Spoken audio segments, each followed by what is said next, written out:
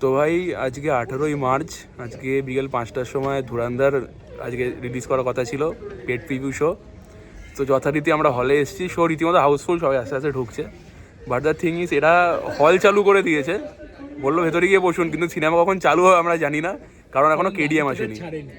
তো ভাই তোদের যখন কেডিএম টাইমের মধ্যে শেয়ার করার অকাতটা নেই, তো কেন এইসব পেড প্রিভিউ শো এর বাদরামিটা তোরা করতে যাস? আপনাদের ধুরন্ধর 2 এর ক্রেজ দেখাচ্ছি, এখনও কেডিএম ডেলিভার করেনি থিয়েটারে, ডিস্ট্রিবিউটার্সরা। তো যে 5টা থেকে যে শোটা স্টার্ট হওয়ার কথা ছিল, এখন 5:30 বাজে, এখনও স্টার্ট হয়নি, কোনো হলেই হয়নি।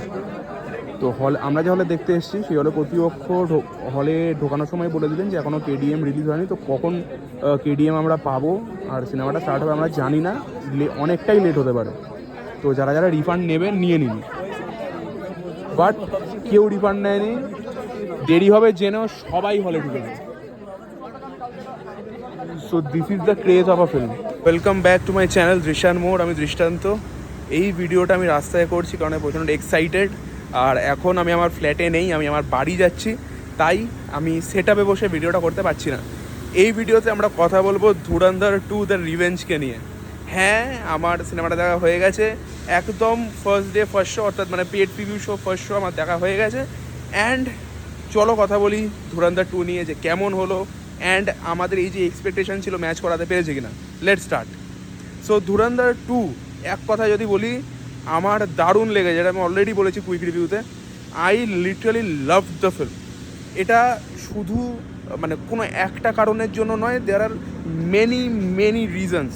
সবার আগে বলি, ধুরন্ধরের যে পার্ট 1টা ছিল, it was more like a drama, and part 1টা জাস্ট একটা ওয়ার্ল্ডের বিল্ড আপ ছিল।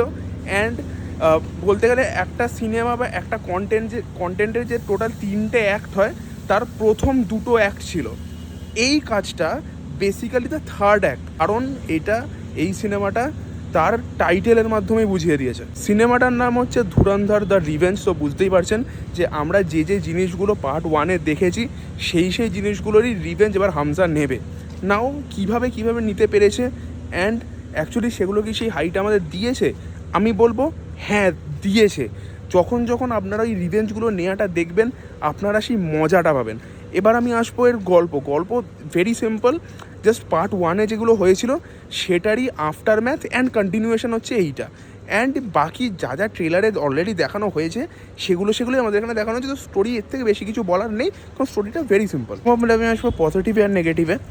সবার আগে যেটা নিয়ে আমি কথা বলবো সেটা হচ্ছে পজিটিভ দিক।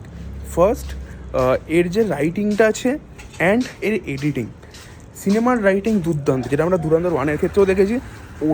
ওটারই একটা কন্টিনিউয়েশন বলতে গেলে আমরা এইখানে পাচ্ছি। রাইটিং অনবদ্য, প্রত্যেকটা ক্যারেক্টার তার নিজস্ব একটা আর্ক আছে, তার ভালো দিক খারাপ দিক আছে, সেটা ভিলেন হোক বা হিরো হোক প্রত্যেকে।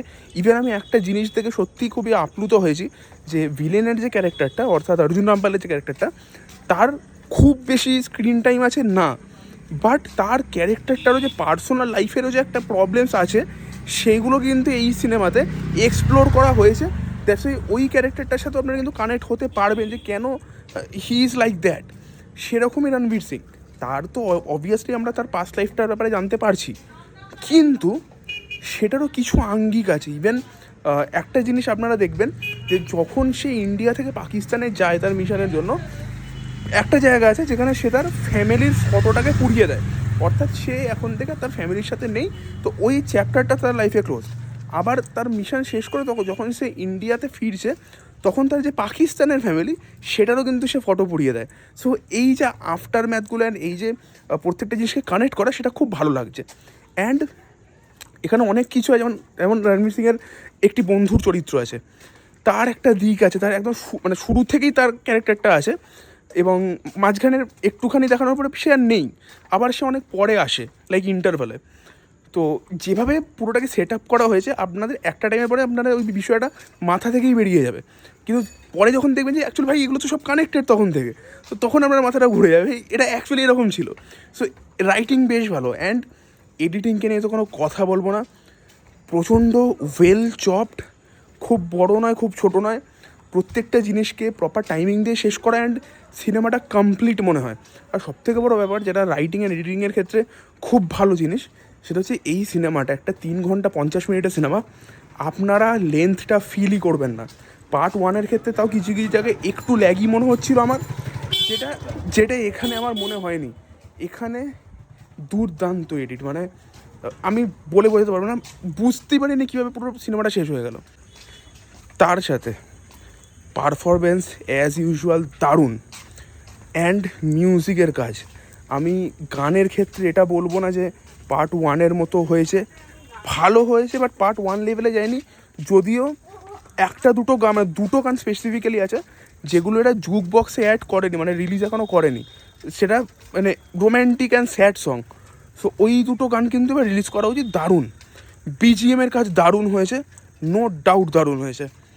সিনেমার কালার কারেকশন, এই সিনেমাটার যে ট্রিটমেন্টটা, this is a commercial film, but this is more like a dark and niche film, সেটা আপনাদের ফিল হবে।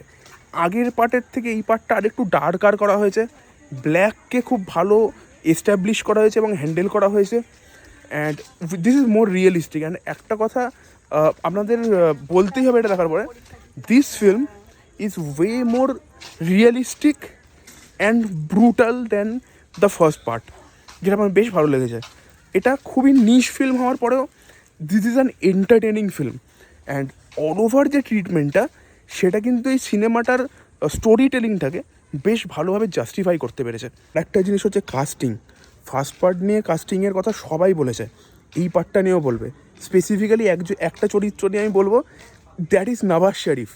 নওয়াজ শরীফ এবং আতিক আহমেদকে যখন দেখবেন মনে হবে অ্যাকচুয়াল লোকেদেরই দাঁড় করিয়ে দেওয়া হয়েছে। স্পেসিফিক্যালি নওয়াজ শরীফ, মানে he was just looking like Nawaz Sharif bro. So এই জিনিসগুলো আছে এখানে, অ্যান্ড এখানেও প্রচুর অ্যাটেনশন টু ডিটেল আছে, এরকম আদিতারে মানে আগের পার্টটাতে আমরা দেখেছি। আরও অনেক কিছু বলা যাবে, বাট সেগুলো বলতে গেলে এখন স্পয়লার্স দেওয়া হয়ে যাবে, তো সেগুলো নিয়ে আমি পরে আসবো একটা ডিটেল ভিডিওতে প্রপারলি আমার সেট আপে বসে। আমি অল ওভার যদি বলি, নেগেটিভ আমার একটা দুটো জিনিস লেগেছে দু একটা জায়গাতে, সেটা নিয়েও আমি বলবো আমার ডিটেল রিভিউতে, কারণ ওগুলো আমার স্পয়লার রিভিউতে আসবে, স্পয়লার রিভিউ আমি আলাদা করে বানাবো। সো ওভারঅল আমি যদি বলি, ধুরন্ধর 2 is a very very good film, must watch, and this is actually better than the first part was like a build up of a world, this was a continuation, and মজা পাবেন।